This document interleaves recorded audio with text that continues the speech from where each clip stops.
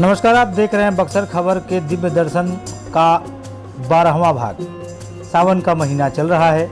आपके सामने मार्कंडेय महादेव का दिव्य शिवलिंग दिख रहा है, इसके आप दर्शन कर लें। कभी कभार यह मौका मिलता है जब भगवान की आरती के समय गर्भगृह बंद हो और यह साफ सुथरी छवि आपको देखने के लिए मिले। अब भीड़ भाड़ वाला यह नज़ारा। मार्कंडेय महादेव का मंदिर काशी के कैथी में स्थित है। वाराणसी गोरखपुर हाईवे पर यह गांव पड़ता है। मुख्य हाईवे से महज कुछ दूर जब आप पहुंचते हैं तो भगवान मार्कंडेय महादेव का यह मंदिर, यहाँ की जो कथा है उसके बारे में एक स्थानीय पुजारी से हमारी बातें हुई। लेकिन फिलहाल आप दर्शन पूजन करते श्रद्धालुओं को इस शिवलिंग का देख लीजिए। यहाँ महादेव का शिवलिंग दिख रहा है। यहाँ बेलपत्र चढ़ाने, चंदन से इस पर राम लिखने आदि का विशेष महत्व है। मार्कंडेय ऋषि के बारे में आपने सुना अवश्य होगा। मार्कंडेय महादेव मंदिर मार्कंडेय ऋषि के नाम पर पड़ गया। भगवान शिव ने उन्हें आशीर्वाद दिया, जिनकी उम्र महज 12 वर्ष थी और उन्होंने ही महामृत्युंजय मंत्र की रचना की थी। आप यहाँ श्रद्धालु भक्तों को शिवलिंग के ठीक सामने एक छोटी पिंडी की पूजा करते देख रहे हैं। शिवलिंग के रूप में यहाँ मार्कंडेय ऋषि भी विद्यमान है। ऐसी मान्यता है मार्कंडेय ऋषि चिरंजीवी हैं, अर्थात अमर हैं, जबकि उनकी जन्म के समय आयु महज 12 वर्ष थी। इस मंदिर से जुड़े आध्यात्मिक पहलुओं पर वहाँ के पुजारी से हमारी चर्चा हुई। हालांकि हमारे प्रतिनिधि ने चर्चा संक्षिप्त करनी चाहिए, लेकिन उनका ज्ञान और यह एपिसोड सिर्फ दर्शन के लिए नहीं, आध्यात्मिक जानकारी के लिए है। इसीलिए हमने उनकी बातचीत का एक लंबा अंश आपके सामने रखा है। आइए सुनते हैं। मार्कंडेय महादेव जो हैं, इनके बारे में संक्षिप्त टिप्पणी। मैं मार्कंडेय महादेव मंदिर का पुजारी नितेश गोस्वामी।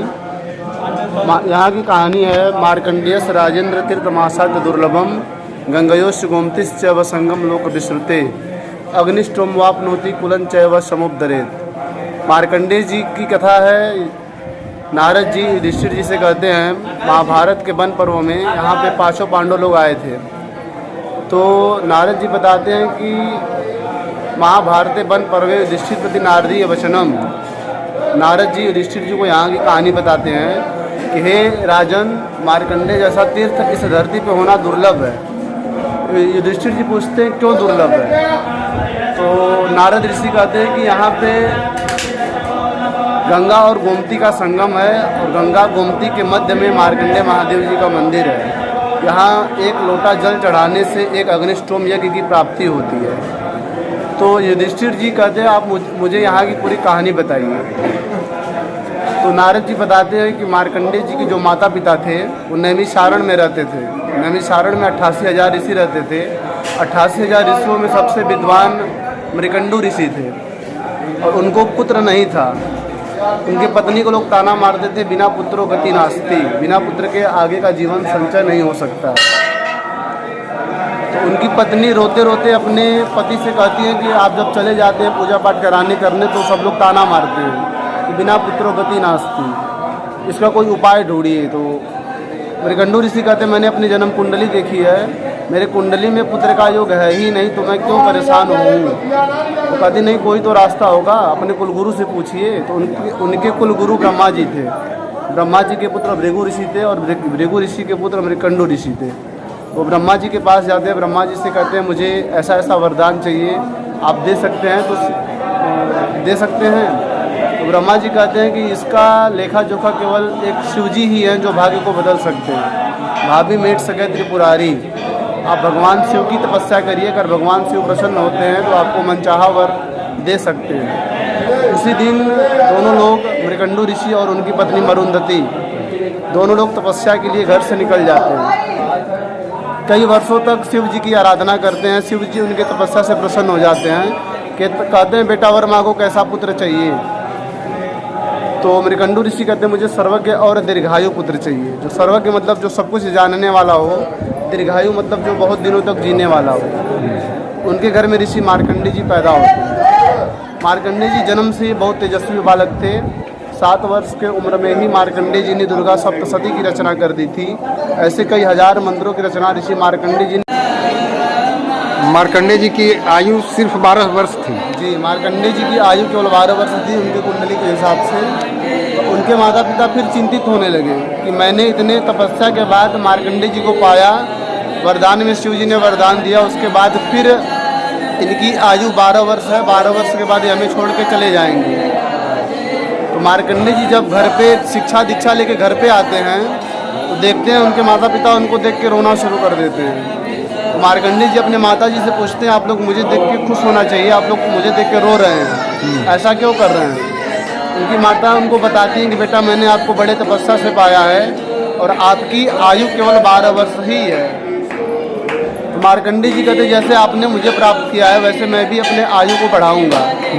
मार्कंडेय जी कहते अगर मैं जीवित रहूंगा तो वापस घर पे आऊँगा, नहीं तो समझिएगा कि मैं इस दुनिया में नहीं हूँ। मार्कंडेय जी उसी दिन अपना घर छोड़ देते हैं। घर छोड़ के नैमिषारण से ही गोमती नदी के किनारे किनारे यहाँ तपोवन काशी में आते हैं। काशी 3 खंड में बटा हुआ है। विंध्यवन काशी माता विंध्याचल का धाम है, आनंदवन काशी बाबा विश्वनाथ की नगरी है और तपोवन काशी ये मार्कंडेय जी की नगरी है। मार्कंडेय जी यहीं पे आते हैं गोमती नदी के किनारे किनारे। गोमती नदी यहीं पे समाप्त हो गई थी।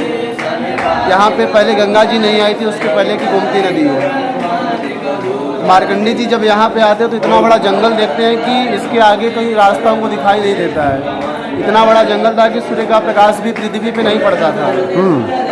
मार्कंडेय जी कहते हैं मैं यहाँ से आगे नहीं जाऊँगा, मैं यहीं पे अपनी तपस्या शुरू करता हूँ। मार्कंडेय जी यहीं पे गोमती नदी से डेली बालू निकालते थे, बालू का लिंग बनाते थे, शिव जी की डेली पूजा करते थे। यहीं पे मार्कंडेय जी महामृत्युंजय मंत्र की रचना किए थे। महामृत्युंजय मंत्र की रचना, महामृत्युंजय मंत्र की रचना यहीं पे मार्कंडेय जी स्वयं किए हैं अपने प्राण को बचाने के लिए। मार्कंडेय जी यहाँ पे तपस्या में लीन में थे तो यमराज अपने दूतों को भेजता है कि मार्कंडेय नामक बालक की 12 वर्ष आयु पूर्ण हो चुकी है, जाओ इसको लेके आओ। यमराज के दूत यहाँ पे आते हैं तो देखते हैं कि मार्कंडेय जी तपस्या में लीन रहते हैं और अग्निदेव उनकी रक्षा करते हैं। महादेव का यह मंदिर कहाँ स्थित है उसकी आध्यात्मिक जानकारी आपने ले ली। काशी के तपोवन में काशी का यह तृतीय भाग है, जिसकी जैसी आस्था है आप देख रहे हैं। श्रद्धालु कैसे ज़मीन पर लेट के जा रहे हैं। यह मंदिर गंगा और गोमती के तट पर है। गोमती वही नदी है जो नैमिषारण लखनऊ होते हुए वाराणसी में आकर के गंगा में समाहित हो जाती है।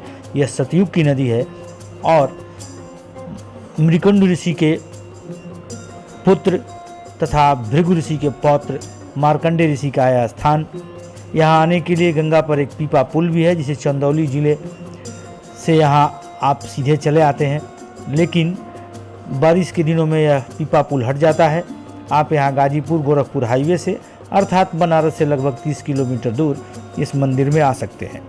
हमने यह निश्चय किया है इस सावन आपको प्रत्येक रविवार दिव्य दर्शन में शिव मंदिरों के बारे में ही बताएंगे। हमारे अगले एपिसोड में आप बक्सर के शिव मंदिरों के बारे में विशेष जानकारी प्राप्त करेंगे। हमारा यह कार्यक्रम दिव्य दर्शन आपको कैसा लगता है आप हमें अवश्य बताएं।